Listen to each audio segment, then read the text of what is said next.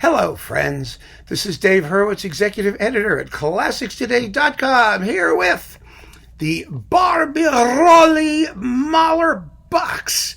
Now, you may recall when I did the video on partial Mahler cycles, I mentioned this and said it was coming because that was the appropriate forum in which to discuss it. But now it's here, and I think it deserves to have a little more attention paid to it because some of the performances are marvelous and because Barbirolli was such an interesting character who did quite a bit for the cause of Mahler in the UK. And if you're in the UK, you probably care about that. I personally couldn't care less what happens with Mahler in the UK, but I like to take a more Catholic view of the universe and grant that it mattered to some people at some point in the 1960s in the UK. Anyway, I'm just joking. Here's the deal. I did a review of Barbirolli, which got me into some trouble in a chat room, where I described Sir John as sort of like one of those big English bulldogs, full of affection that snorts and huffs and slobbers all over the place and drools and runs around like that and huffs and you just love them. They're so lovable and roly-poly and delightful and sweet, and every so often they leave a big steaming mess in the middle of your rug because it's just the nature of the beast. Barbirolli was a conductor like that. He was incredibly passionate and exuberant and full of spontaneity and warmth and just wonderfully lovable. And every so often his performances were just the most god-awful mess in the world. And it was even a lovable fault. It really was. However, somebody read that review and just went absolutely crazy, saying that I was comparing Sir John's work to dog shit, which of course was nonsense. It was simply an analogy, just a simple little harmless analogy, which I guess struck home. And so we have some of that in this Mahler cycle. These are not the tidiest performances out there, but my goodness, they're full of character and enthusiasm and thought as well. There's a lot of serious musicality that went into everything that Barbirolli did. So I want to talk about these performances one by one. Most of them are quite familiar to Mahlerians, but to those of you who aren't, they really are different. They're special. They're a little bit outside the sphere of what standard Mahler interpretation became in the hands of like Kubelik and Bernstein and Schulte and Haitink and all those people who were doing Mahler. Barbirolli's Mahler wasn't like anybody else's. It had its own character, and that's what makes it special, because it's a good character. I'm not talking about having character that's unidiomatic or unstylish or in any way inappropriate. It's good character, but it's different. So let us start with the first symphony. Here it is. You have some original covers here, which is very, very nice, and this beautifully put together Warner box. You get a nice booklet. See, you get a bookie. Haven't read the booklet yet, but I'll get to it. Okay, so disc 1 contains actually the first symphony and the first movement of the sixth. Now, the first was the earliest of these performances, and it's with Barbirolli's own Hallé Orchestra. Now, the Hallé Orchestra, especially in the post-war period, we're talking the late 50s. When this was recorded, I think it was 57 or somewhere around there. They were, yes, in the Free Trade Hall in Manchester. They were really a glorified community orchestra. I mean, these were in the days when provincial orchestras were really provincial. Barbirolli deserves enormous credit for tirelessly sticking by his band in Hallé and sparing no effort to raise them from fourth rate to third rate. I mean, that's about where they got at the time that he had finally passed away. And, there's no use in pretending otherwise. You just can't, because the audible evidence speaks for itself. They could be such a seedy band. Doesn't mean they didn't play well sometimes. Doesn't mean they didn't make some great records. And it doesn't mean that the interpretations that Barbirolli did with them and preserved on disc weren't sometimes just splendid. Some of them were. And you just had to accept, the snake charmer oboes and the catch-as-catch-can brass playing, and the string ensemble that could go to pieces at unpredictable moments. And all of those things happen now and again. But this Mahler first, I think is a bit special. It's not a great Mahler first if you're comparing them to the great Mahler ones, of which there is no shortage. But it has a freshness and an enthusiasm and a character, as I've said before so many times, personality that really does sweep all before it. You can't really complain about it. It's all there. And the interpretation is marvelous. And the orchestra gives its all to him. There are some weird aspects of it. I mean, the quiet bits are virtually inaudible. The loud bits will blow your speakers away. It's almost impossible to find a volume setting that works. The scherzo is extremely slow. I mean, Mahler marks not too fast, and boy, does Barbirolli take that literally. You know, the funeral march is kind of hard to hear the opening. The finale is exciting as hell. And the ending, I have to say, Barbirolli conducts the ending as well as anyone ever has. The very, very end, the tempo adjustments and the final blah, blah, and all, it's never been done better. Not by anyone. It's fantastic. I like this performance. I just enjoy it. It's like that friendly English bulldog I was telling you about. You know, for all of its imperfections, it's incredibly lovable. And it's a fascinating quantity. How do you quantify lovability in a performance? Some people may just hear it and say, the orchestra's second rate. And it is, but they play it well enough.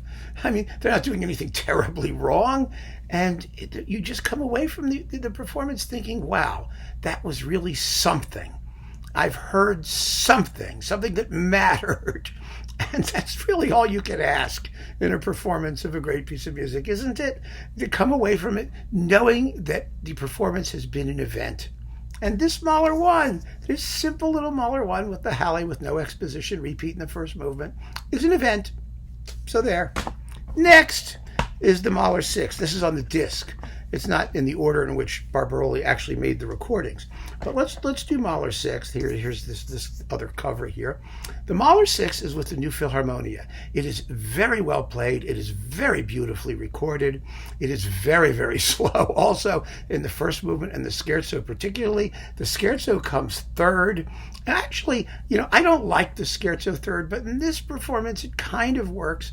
Back in the day, you know, when it came on LP, it was like 4 sides. You had the andante on one side because the tempos were so slow, and the scherzo on another. And then you had the first movement and the finale. Like the first 8 minutes of it was on the same side as the scherzo. And the side change in the middle of the finale was just unbelievably irritating.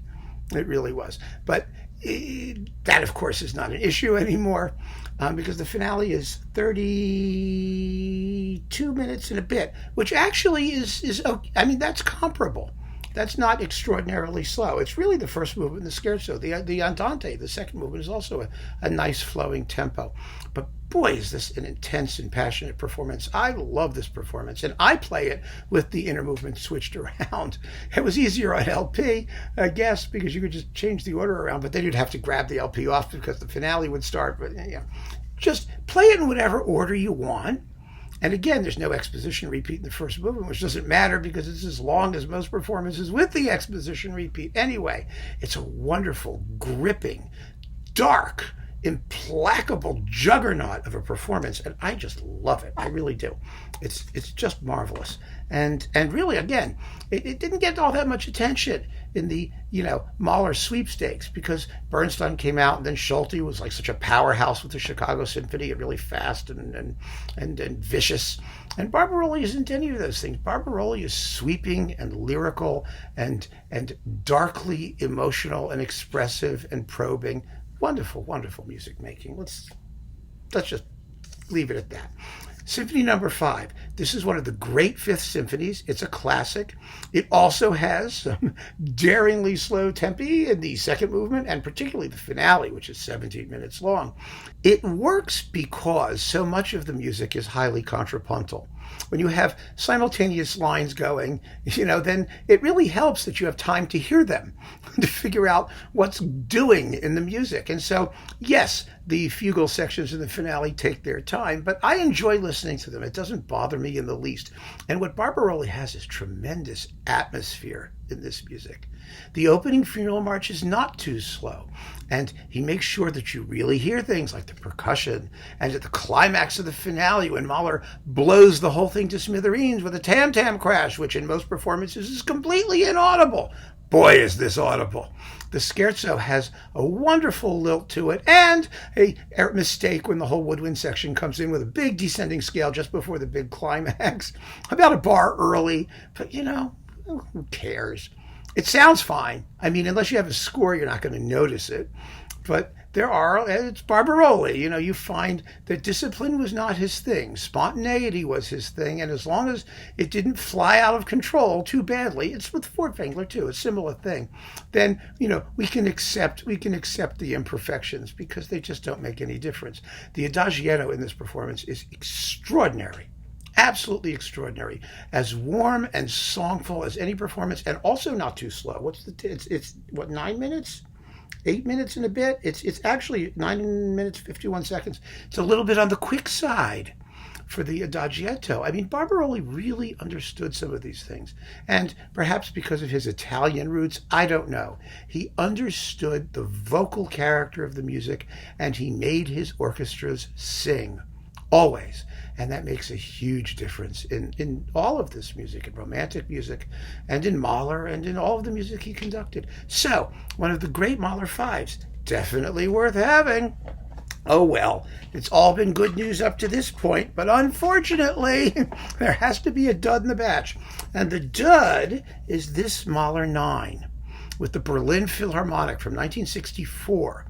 Now, it's really fascinating to realize that the Berlin Philharmonic in 1964 had just recorded the Beethoven cycle with Karajan in 1963. They were becoming a powerhouse orchestra. Here they're regressing badly, big time.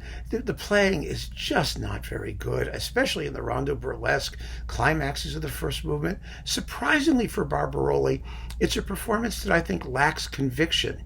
It doesn't have the intensity that you expect from him. Not at all. There is some beautiful playing from the strings. I mean, this is a great orchestra doing its thing. But I suspect, first of all, that they just weren't ready yet to do Mahler justice. Remember when Karajan did the Fifth Symphony? Supposedly he needed 50 rehearsals to bang it into shape. The Berlin Philharmonic, it's a very interesting orchestra that way.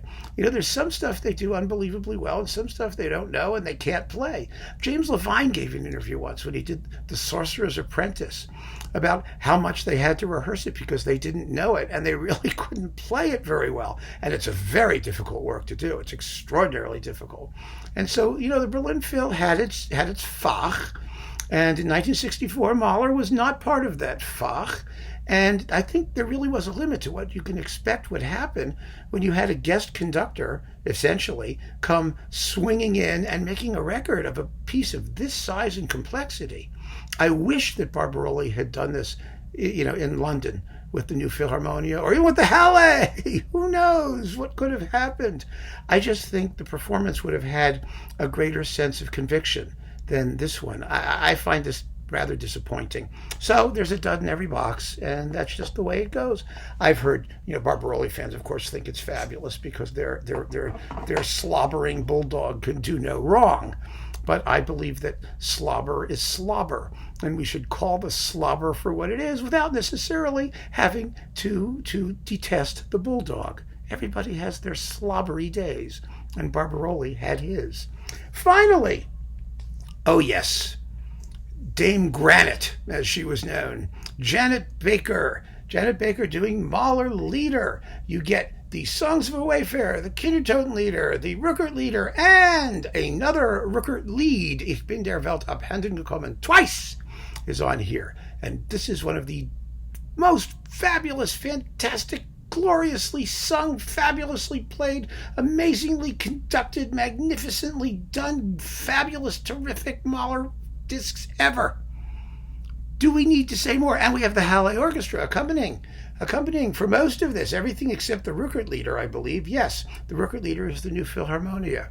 But wow, these are just fabulous performances that every sane Mahlerian already owns. And if you haven't heard them, then you must, because this will do you for the major Mahler song cycles. Once you have it, you're set. The only other person you ever need to hear is Christa Ludwig, and on the male side, Hermann Prey. But essentially, you're in business for Mahler songs if you have the Baker Barbirolli collaboration. It was always one of the classics, and we cannot chortle enough about how wonderful it is. Nice doggy. Nice, nice doggy. He gets a treat for that one. Really. So, this is a box that every serious Mahler person will want to hear. If you don't know Mahler, you might want to hear it too. It's special. It's really, really special. It has qualities that you will find nowhere else. And I recommend it accordingly. Very, very highly and very strongly. It's beautiful music making. Just lovely. So, with that, keep on listening, folks. Thank you for joining me, and take care.